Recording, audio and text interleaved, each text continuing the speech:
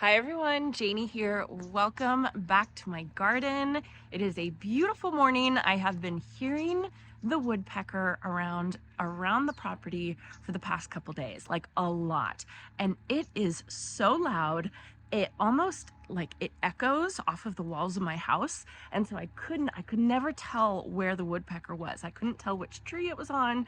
I was trying to watch and see if it was a tree because I know that if they start getting at a tree, maybe it means that tree isn't very healthy. But I finally found him today on this utility pole. So that's probably not a good sign for the utility pole, but I think it's fine. It's pretty cool to see a woodpecker. I never saw a woodpecker in my last property. So my plans for today are to plant. I am on a time crunch trying to get all these shrubs and perennials in the ground before before it's too late. And I'm not too worried about it, but I'm just trying to make sure that I'm staying on top of it, so I'm not planting when the rain starts or when it gets really cold or when we have frost. So my plans for today, still trying not to overdo it because I've been sick for the past week. This is my recovery week. I'm taking it slow. Instead of planting one plant today, I am planting one kind of plant today. And that plant, I have three really beautiful Beyond Pink'd Caryopteris from Proven Winners. And Caryopteris, or otherwise known as bluebeard, is a new plant for me. I'm not very familiar with it. I've never planted it before. But the more I look into it and the more I talk to people that have it, people around, in this area rave about how good it does for them.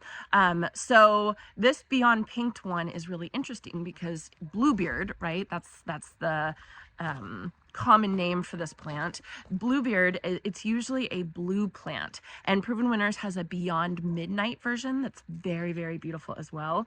But this one is so interesting because it's pink. It has pink flowers to it, and Caryopteris is known for blooming later on in the season, so like midsummer all the way through fall. Lots of beautiful fall interest. So I think it's going to be perfect in my Best for the West garden over in the orchard. It's going to give a nice pop of pink, and I think it's going to thrive. So here they are right here. I've got 1, 2, 3 really, really beautiful specimens that Proven Winners sent me. Last week, they were covered in pink blooms, and I'm so bummed because I was not feeling well last week, but I still have a couple blooms here, and I have some buds that are starting to come out, some buds over here.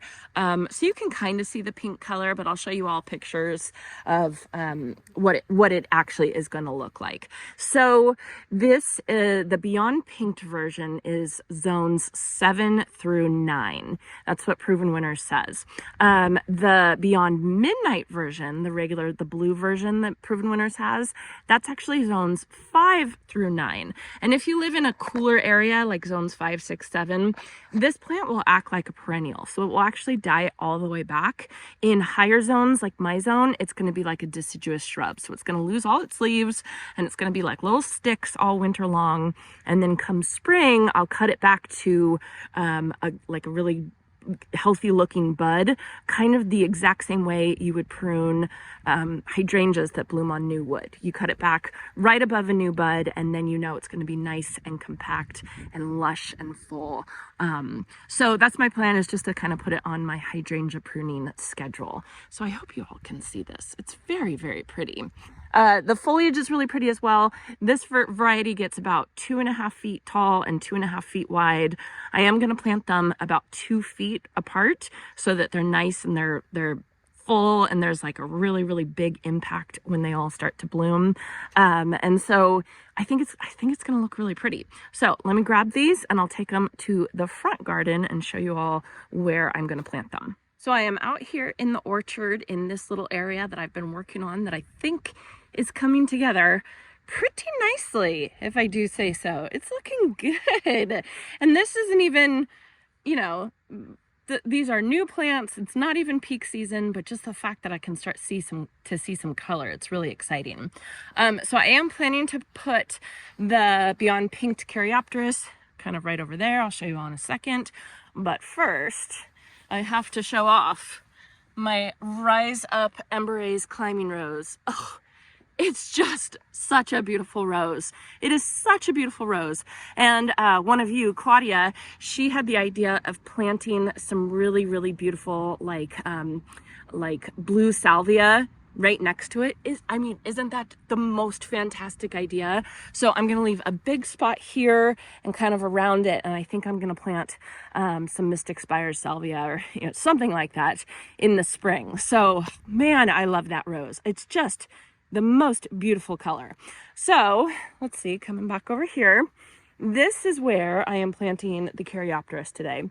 And you can see I've already kind of moved back the compost and taken out the cardboard in the holes. Let's see, there's one hole there, one hole there, and one hole there. The shadow is in the worst spot possible right now.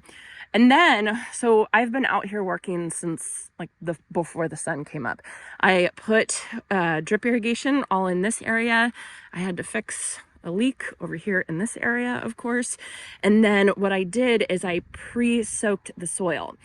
So I've just been spraying water into these holes so that my really, really hard, dry soil can get pre-moistened before I start using my power planter. And I think that that is just something that I'm going to have to do to deal with the soil. This soil is just, it just hasn't been touched. It hasn't been touched in so long, and all this compost is going to help it. But it's going to take a lot of time. So I'm not going to use any starter fertilizer because there's so much compost here, and you all will probably see, like, sometimes I'll use starter fertilizer, but like for plants that don't really need it that much, I'm not going to put it in because I have so much compost here with this no-till or no-dig method that I feel like it's getting plenty of nutrients itself. So, and you don't want to over fertilize Caryopteris, or else it'll get too leafy, right? And it won't be nice and tidy and compact. So I have these three right here. I will just dig my holes with the power planter and get them planted.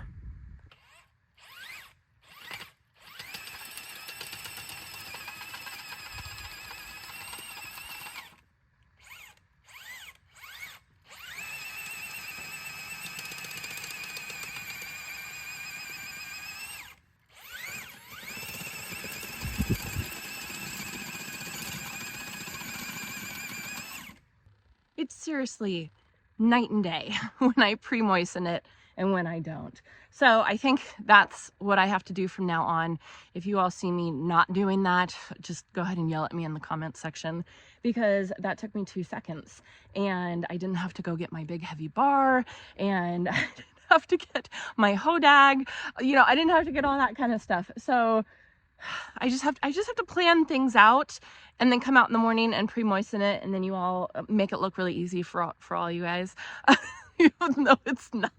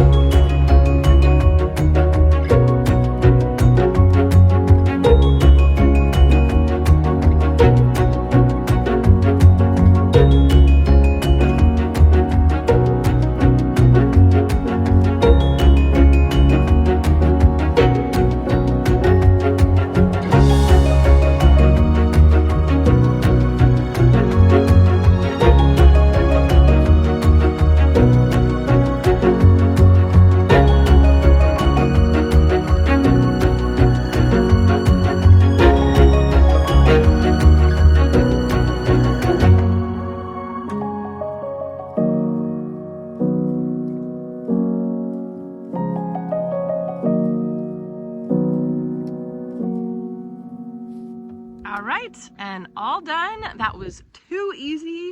It's actually pretty easy when you plan and when you prepare and when you do things that are going to make your life easier. And I hooked them up to drip already because I'm a responsible gardener, and I plan and I prepare. I can't even say that with a straight face. I am trying to plan and I am trying to prepare. So these guys are all set. They are ready to go. I really don't have to do anything with them until spring. I'm not going to fertilize them again this year because there's plenty of compost. I probably will give them an all-purpose fertilizer in the spring, probably around the same time when I prune them back. My last frost is usually around March 1st, end of February. So probably around that time I'll come and I'll look for signs of new bud growth, and then I will just prune them back to a nice healthy bud. So all in all, our super easy plant with a huge payoff, especially this time of year. So they are rabbit resistant, which is good for me. They are deer resistant, which is good for a lot of you. I don't have that problem. They are drought tolerant. They are heat tolerant. I have both those problems. They're just an easy plant. So I'm excited to have this in the garden. I actually want to get some of the Beyond Midnight, the blue ones, because I think that will look really pretty as well.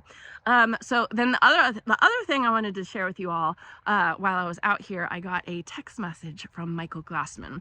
Michael Glassman is the landscape designer that I've been working with. We've become really good friends, and he is designing my landscape. I have some really cool videos. He is a genius. Like, I do not say that lightly. He literally is a genius. He is so cool.